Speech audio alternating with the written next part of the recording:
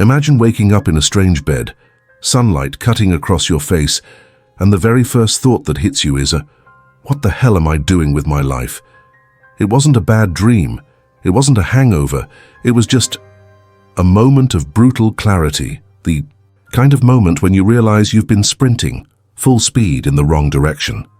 Brian Tracy had that moment. It didn't happen on a stage. It didn't happen in some fancy retreat. It happened in a tiny room, in his early 20s, flat broke, sleeping on the floor because he couldn't afford a mattress. When you look at him today, best-selling author, multimillionaire, advisor to CEOs, you might think he was always brilliant, but the truth is a lot less glamorous and a lot more powerful. By the way, if you've made it this far, hit that subscribe button. We're not here for Instagram-style motivation. We're here to talk about real transformation, because sometimes what you need isn't another quote. It's a wake-up call. Brian was born poor, dropped out of school, spent years doing odd jobs, washed dishes, slept in cars, worked as a lumberjack in Canada. Yes, actual trees, actual axe in the freezing cold. One day, exhausted, broke, completely lost. He asked himself a question: why do some people achieve so much and I've got nothing? That was the beginning of his obsession. Understanding how the human mind really works, and what he discovered changed everything. He called it the 7 mental laws of success. He didn't invent them. He just saw what had been hiding in plain sight. Today, you're going to learn those 7 laws, exactly how Brian lived them and taught them. And just a heads up, these ideas might sting a little because most people sleepwalk through life, ignoring the invisible rules that shape everything. Let's go to the first one. Law 1, the law of control. Brian found that every happy person he met had one thing in common. They felt in control. Unhappy people. They believed the world was against them. Think about it. What area of your life feels out of control right now? Money? Health? Relationships? Be honest. Brian said the first step to success isn't reading 200 finance books or trying cold plunges. It's accepting one brutal truth.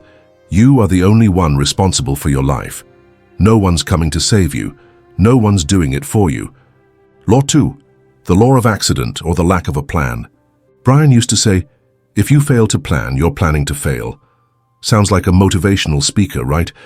But it came from experience. For years, he drifted through life. Couch surfing, temporary jobs, no direction. Once he grasped this, things shifted. The most lost people he ever met were the ones waking up with no idea where they wanted to go. So he built a plan. Simple, clear goals, daily actions. Ruthless consistency. In 1 year, he was selling so well he got promoted to manager. In 5, he was speaking on stages. In 10, he was a global authority on performance. Do you have a plan, or are you letting the algorithm steer your life? Law 3, cause and effect. Brian Tracy spent his life repeating one thing: nothing happens by accident. Everything has a cause. It sounds obvious. Until you're struggling, you're not stuck because of bad luck. You're stuck because of small choices you've accepted. For too long, Brian started studying what caused success in others: leadership, reading, goal clarity, relentless effort, and he applied it. It wasn't luck. It was adjusting the cause. Want better results? Change your causes. Law 4, the law of belief. This one hit Brian hard. He realized every action in his life came from one thing: what he believed about himself. He believed he was dumb. He believed he wasn't good enough. He believed success was for rich people. Guess what? He kept proving those beliefs right over and over. It wasn't until he started questioning those thoughts that everything changed. You know how? With better questions. Is this actually true? Who told me this? What if I'm completely wrong about me? Your external life is just the shadow of your internal belief system. Change the belief, change the life. Law 5, the law of expectation. This one's almost magical. Brian discovered that your expectations shape your reality. When he expected the worst, it showed up. When he expected something good, boom, opportunity, breakthrough, progress. He loved citing a study where teachers were given gifted students who were actually chosen at random. By the end of the year, those kids crushed it. Why? Because the teachers believed in them more. So let me ask you, what are you expecting from yourself lately? Worse, what are others expecting from you? Law 6, the law of attraction. Brian never sold fairy dust. He wasn't telling people to manifest a BMW by taping pictures to a vision board. It was about focus. You attract what you think about with intensity.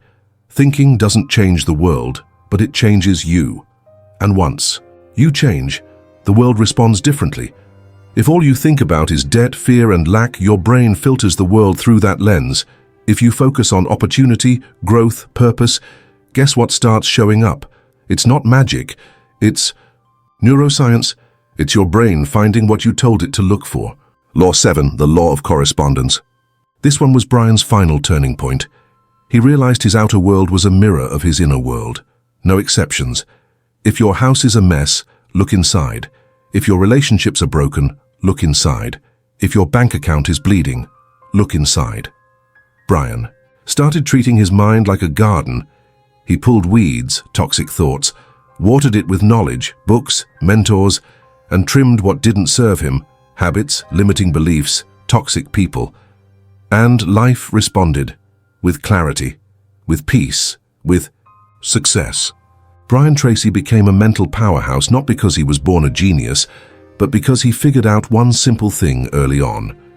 We become what we think about most of the time. Your mind is the only territory you can truly rule. If you don't, direct your thoughts, someone or something else will, and when that happens, don't expect the ending to be pretty. So now I want to leave you with one question, not to inspire you, to challenge you.